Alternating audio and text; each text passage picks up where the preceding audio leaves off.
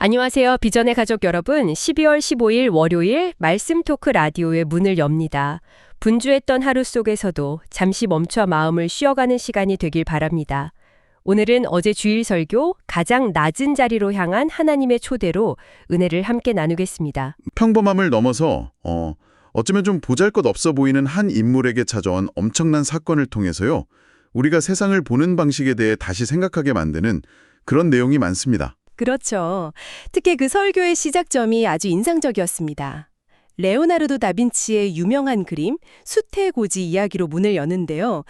이 그림이 사실 수세기 동안 풀리지 않는 미스테리였다는 거 혹시 알고 계셨나요? 아, 네. 그림 속 마리아의 팔이 비정상적으로 길어 보이고 건물 원근법도 좀 어색해서 논란이 많았다고 하죠. 맞아요.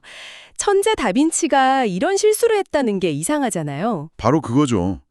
근데 설교에서 목사님이 설명해 주신 그 비밀의 해답이 정말 기가 막혔습니다. 바로 그 시점의 문제였죠. 이 그림은 원래 수도원 재단의 낮은 곳에 걸려서 감상하는 사람이 무릎을 꿇고 이렇게 비스듬히 올려다볼 것을 전제로 그렸다는 거예요. 아하, 그렇게 낮은 시선으로 그림을 봐야만 비로소 다빈치가 의도했던 그 완벽한 비율이 나타나는 거죠. 바로 그 지점입니다. 목사님은 이 그림을 오늘 이야기의 핵심적인 은유로 사용하시더라고요. 세상의 성공적인 눈높이, 합리적인 시선으로는 도무지 이해할 수 없는 이야기가 나오는데 우리의 시선을 가장 낮은 곳으로 옮길 때, 그러니까 겸손의 자리에서 바라볼 때 그 안에 담긴 신비가 드러난다는 거죠. 맞습니다.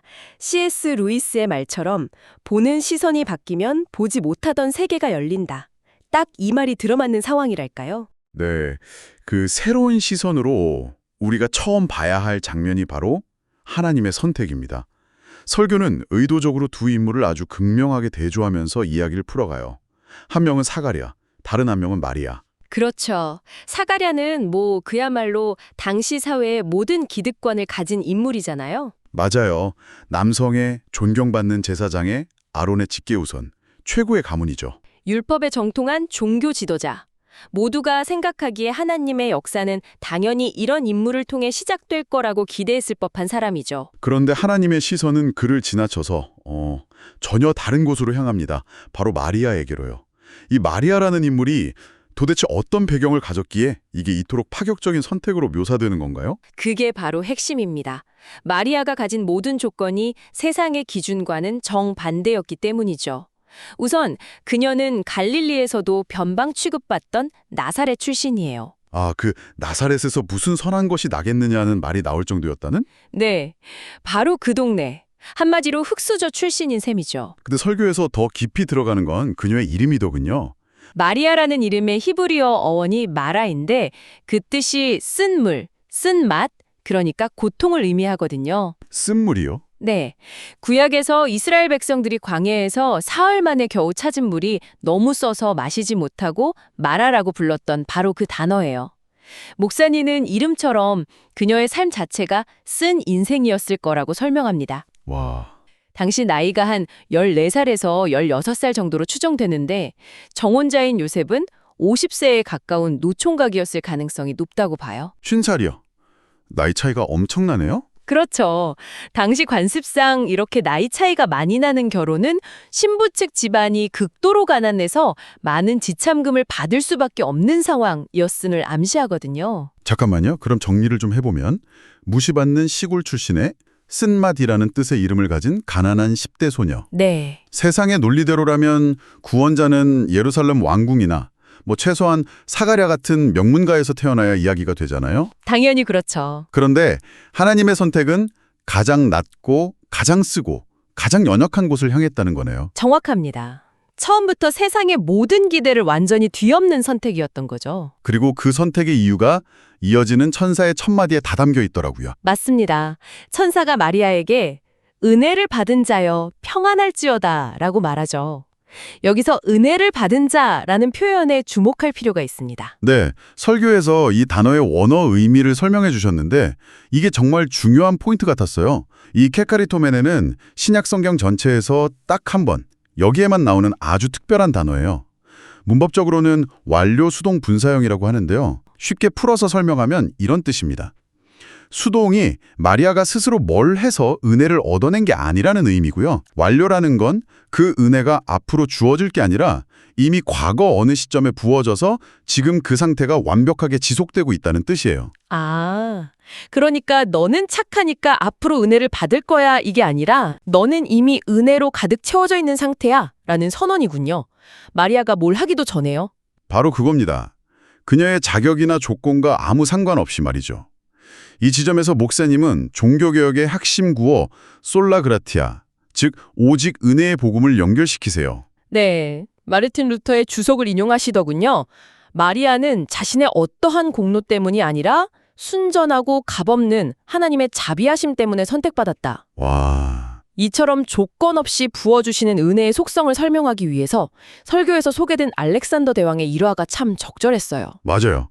그 이야기가 귀에 쏙 들어왔습니다. 평생을 왕에게 헌신한 늙은 병사가 너무 가난해서 딸 결혼 지참금을 마련할 수 없게 되자 왕에게 도움을 청하잖아요. 네, 왕은 어마어마한 금화를 내주라고 명하는데 재정관이 폐하, 이건 저 병사에게 너무 과분한 액수입니다 하고 말리죠. 그때 알렉산더 대왕이 남긴 말이 이 설교의 핵심을 관통합니다. 저 병사는 자신의 처지에 맞게 구했지만 나는 왕인 나의 신분에 맞게 주는 것이다. 아, 하나님의 은혜가 바로 이와 같다는 겁니다. 우리가 가진 자격이나 그릇의 크기에 맞춰서 주어지는 게 아니라 주시는 분, 즉 하나님의 무한한 풍성함에 따라 부어진다는 거죠. 설교에서 나온 비유가 정말 와닿았어요. 작은 컵을 들고 거대한 폭포수 아래에 서 있는 모습이요. 컵의 크기가 상관없이 물은 계속해서 넘쳐 흐르잖아요. 마리아가 위대해서가 아니라 그녀를 찾아오신 하나님의 위대하시기 때문에 은혜가 넘칠 수밖에 없었다는 설명이네요. 그렇습니다. 자, 그렇게 상상할 수 없는 은혜가 부어졌을 때 마리아는 어떻게 반영했을까요? 이 부분이 또 사가랴와 아주 다른 지점입니다. 저도 그 반응이 늘 흥미로웠어요. 천사가 아들을 낳을 거라고 했을 때 이미 정원한 사이니까 우리가 결혼하고 나면 아들을 낳게 되겠구나. 이렇게 생각하는 게 자연스럽잖아요. 보통은 그렇죠. 그런데 그녀는 나는 남자를 알지 못하니 어찌 일이 있으리까? 라고 반문하죠. 이 질문에 대해 설교는 아주 독특한 해석을 내놓더라고요. 보통 이 질문을 의심의 표현으로 보기도 하는데 목사님은 정반대로 해석합니다. 이게 마리아의 즉각적인 믿음의 증거라는 거죠. 만약 그녀가 이 말씀을 미래에 일어날 일로 생각했다면 굳이 이런 질문을 할 필요가 없었을 거예요. 결혼하면 되니까요.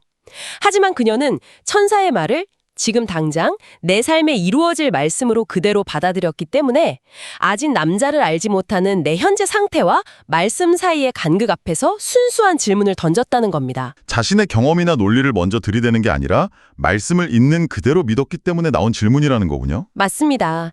현실적인 조건을 먼저 따지며 의심했던 제사장 사가랴와는 출발점부터가 달랐던 거죠. 결정적인 차이네요. 그렇죠. 그리고 그 불가능해 보이는 믿음의 질문에 대한 천사의 대답이 모든 것을 설명해 줍니다. 35절, 성령이 내게 임하시고 지극히 높으신 이의 능력이 너를 덮으시리니. 이 일은 인간의 영역이 아니라 전적인 하나님의 능력으로 이루어진다는 선포군요. 네, 하나님의 압도적인 임재와 능력이 완전히 감싸고 보호하는 상태를 의미합니다. 와, 목사님은 이 단어를 구약 시대에 하나님의 임재와 영광이 눈에 보이게 나타나는 현상, 즉 쉐카이나 영광과 연결을 해요.